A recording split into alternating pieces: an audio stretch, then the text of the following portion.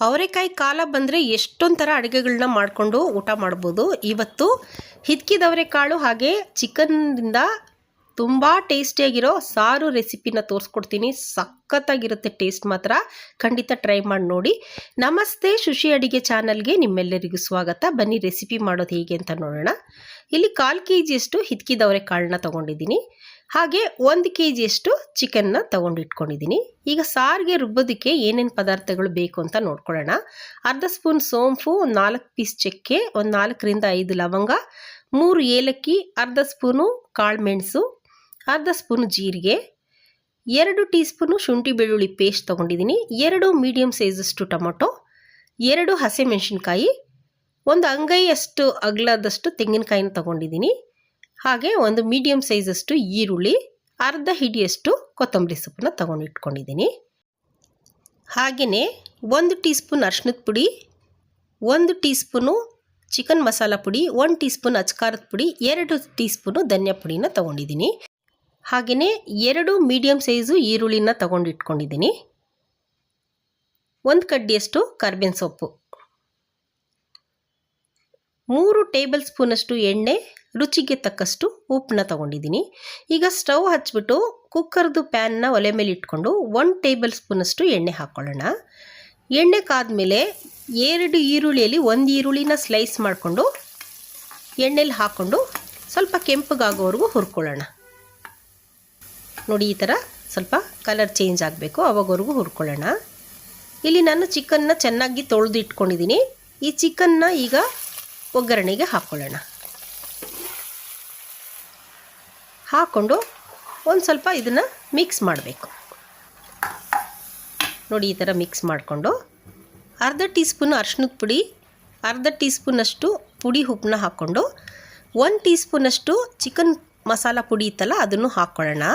Chicken ಹಾಕಿದ ತಕ್ಷಣವೇ ಈ ಪುಡಿನೆಲ್ಲನೂ ಹಾಕಬೇಕು, ಇಲ್ಲದ್ರೆ ಫ್ಲೇವರ್ ಹಿಡ್ಕೊಳ್ಳಲ್ಲ. ಅದಕ್ಕೋಸ್ಕರ ನಾನು ಫಸ್ಟೇ ಹಾಕಿ ಇದನ್ನು ಫ್ರೈ ಮಾಡ್ಕೊತೀನಿ. ಒಂದು ತಟ್ಟೆನ ಮುಚ್ಚಿಬಿಟ್ಟು ಒಂದು 2 ನಿಮಿಷ ಬಿಟ್ಬಿಡೋಣ. ನೋಡಿ, 2 ನಿಮಿಷ ಆದಮೇಲೆ ನೀರು ಬಿಟ್ಕೊಳ್ಳುತ್ತೆ ಚಿಕನ್ನಲ್ಲಿ. ಇದನ್ನು ಮೀಡಿಯಮ್ ಫ್ಲೇಮಲ್ಲಿ ಇಟ್ಕೊಂಡು ನೀರೆಲ್ಲ ಕಮ್ಮಿ ಆಗೋವರೆಗೂ ನಾವು ಬೇಯಿಸ್ಕೋಬೇಕು. ನೋಡಿ, ನೀರೆಲ್ಲ ಕಮ್ಮಿ ಆಗಿದೆ, ಸ್ವಲ್ಪನೇ ನೀರು ಉಳಿದಿದೆ. ಈಗ ನಾನು 1 ಗ್ಲಾಸಷ್ಟು ನೀರು ಹಾಕ್ಬಿಟ್ಟು ಒಂದು ಸಲ ಮಿಕ್ಸ್ ಮಾಡಿಬಿಟ್ಟು ಕುಕ್ಕರ್ ಲಿಡ್ನ ಮುಚ್ಚಿಬಿಟ್ಟು 2 ವಿಷಲ್ ಕೂಗಿಸ್ಕೊತೀನಿ. ಚಿಕನ್ ಬೇಯ್ತಾ ಇರಲಿ, ಅಷ್ಟೊತ್ತಿಗೆ ನಾವು ಮಸಾಲೆನ ರುಬ್ಕೊಂಬಿಡೋಣ.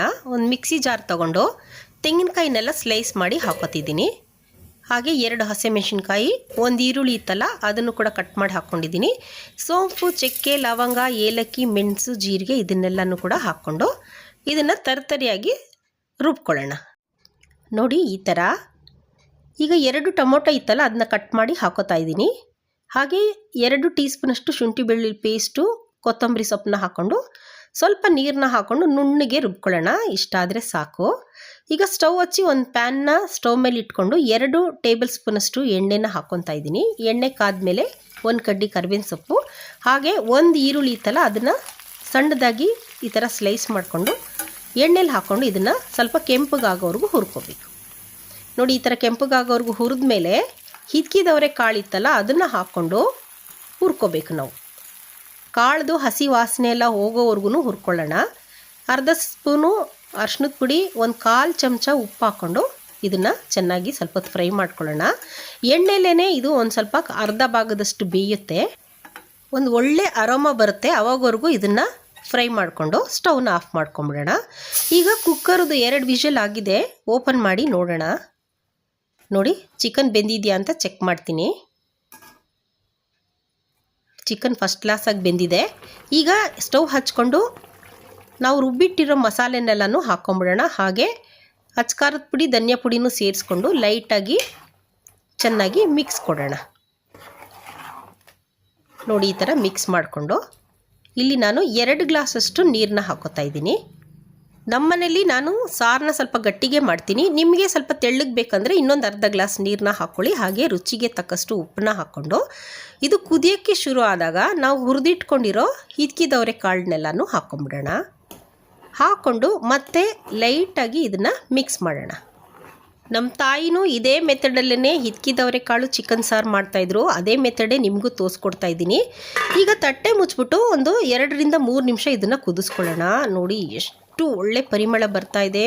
ಸಾರು ಸಖತ್ತು ಟೇಸ್ಟಿಯಾಗಿರುತ್ತೆ. ಖಂಡಿತ ಈ ರೆಸಿಪಿನ ನೀವು ಟ್ರೈ ಮಾಡಿ. ಮನೇಲಿ ಎಲ್ಲರೂ ಇಷ್ಟಪಟ್ಟು ಊಟ ಮಾಡ್ತಾರೆ. ಅಷ್ಟೊಂದು ಚೆನ್ನಾಗಿರುತ್ತೆ ಟೇಸ್ಟಾಗಿ. ನೋಡಿ ಹಿತ್ಕಿದ ಕಾಳು ಚಿಕನ್ನು ಎರಡೂ ಬೆಂದಿದೆ. ಈಗ ಸ್ಟವ್ನ ಆಫ್ ಮಾಡ್ಕೊಂಬಿಡೋಣ. ನೋಡಿ ಬಿಸಿ ಬಿಸಿಯಾದ ಹಿತ್ಕಿದವರೆ ಕಾಳು ಹಾಗೆ ಚಿಕನ್ ಸಾರು ರೆಡಿ ಇದೆ.